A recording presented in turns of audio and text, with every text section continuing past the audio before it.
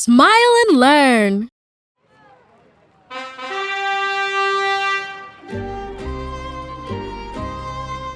They call me Lazarillo de Tormes because I was born in the Tormes River.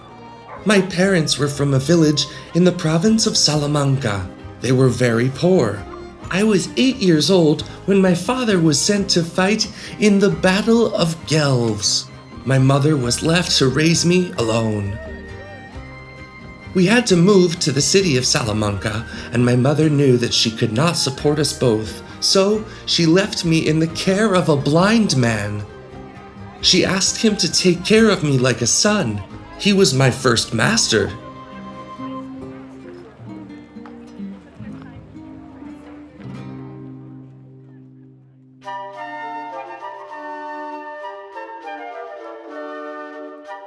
The blind man was very skilled and cunning, but he was also a stern man who had lived a difficult life. He was more than willing to let me learn my way through life. Learn, boy. A blind man's servant must know more than the devil. I can't give you gold or silver, but I can teach you how to make it in the world. The blind man gave me so much advice, but oh, how he made me go so hungry. Luckily, I learned how to trick him. He kept the food in a sack, which he locked with an iron key. He would only give me a little food, which I would eat in 2 bites. However, when the blind man would close the lock and think I was away doing other things, I would go over to the sack and undo the seam on one side. Then I would pull out pieces of bread, sausage, and bacon through the hole. I would then sew it back together, and that was that.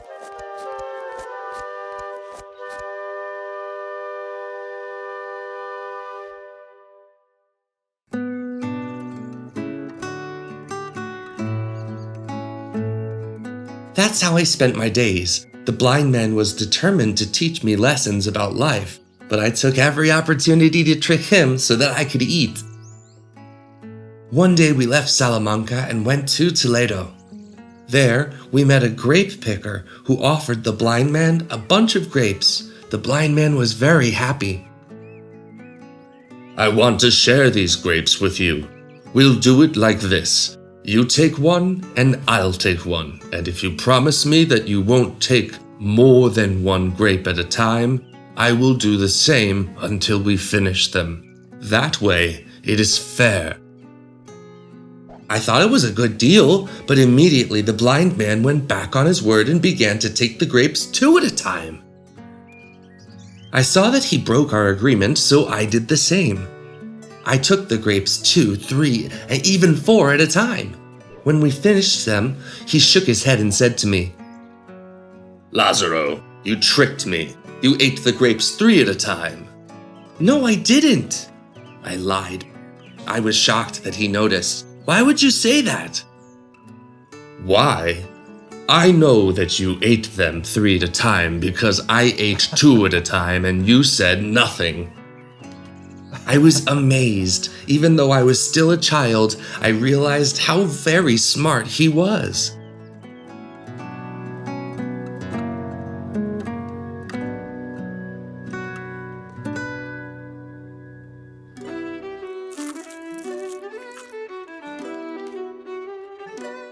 The next day, I approached a priest to ask for money, and he asked me if I wanted to work for him, so I did.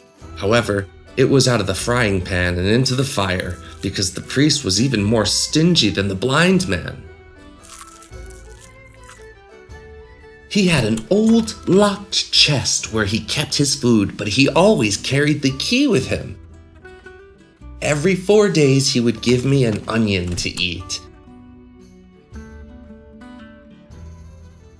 If there was someone around when I asked him for the key, he would take it out and give it to me, saying, Use it, but give it back to me right away. You do nothing but eat.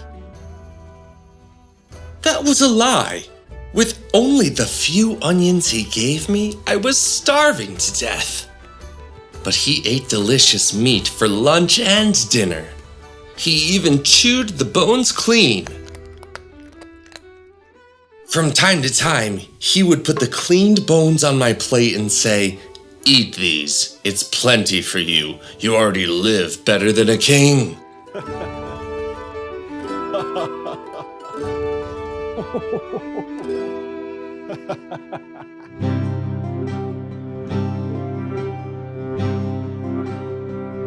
One day, my master left town and a coppersmith came by the house. He asked me if I had any pots to repair. I came up with a plan. "I lost the key to this chest. Do you have anything to open it?" He tried all his keys until he found one that worked. He gave it to me. I was very lucky. From then on, whenever my master slept, I opened the chest and tore off a small piece of bread from the loaf.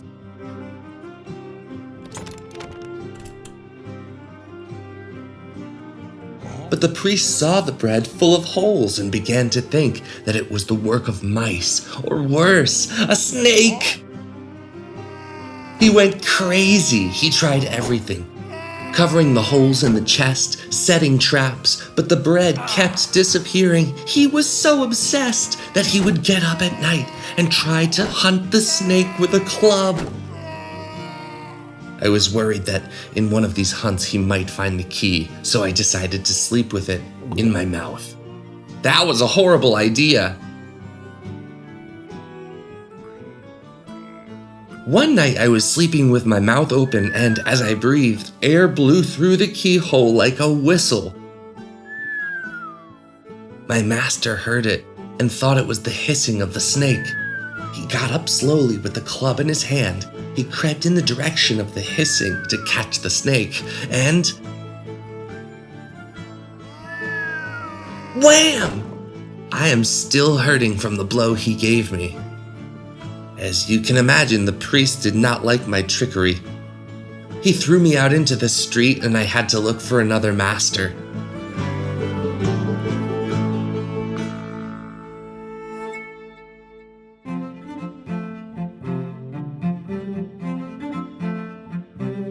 Walking from door to door in the city of Toledo, I met a squire walking down the street. He was very well dressed and very well groomed. He looked at me and I looked at him. "Boy, are you looking for a master?" "Yes, sir." "Come with me. You've been very lucky to find me." I followed him happily. I was convinced that he was going to change my life. That morning, we passed by many markets where they sold bread and food, but he didn't stop to buy anything. It was as if he wasn't entirely sure about me.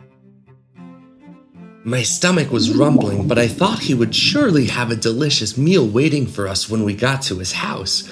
But how I was in for a surprise. There was no food at all in his house, not even a decent bed.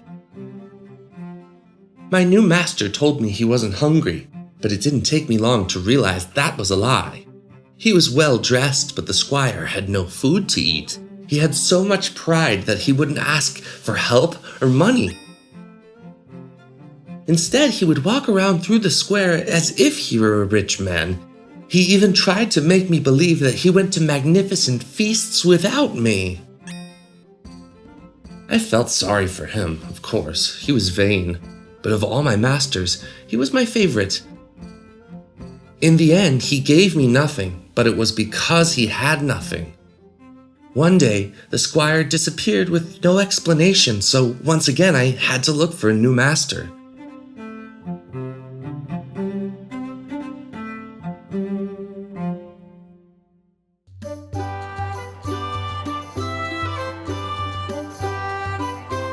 I had several more masters, a salesman, a painter, a bailiff, and with all of them I lived through dangerous and terrible things.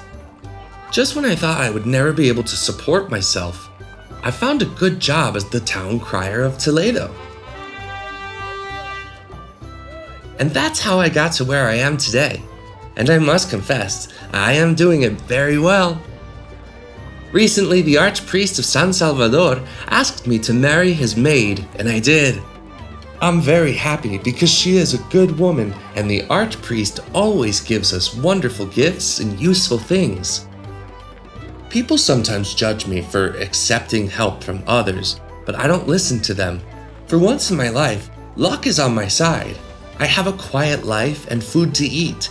After so many adventures, I have learned that this is the most important thing.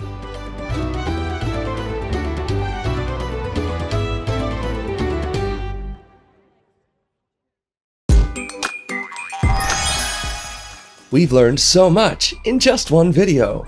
Did you know there are many more videos? Imagine how much you could learn. Subscribe to the Smile and Learn educational channel to learn and have fun at the same time.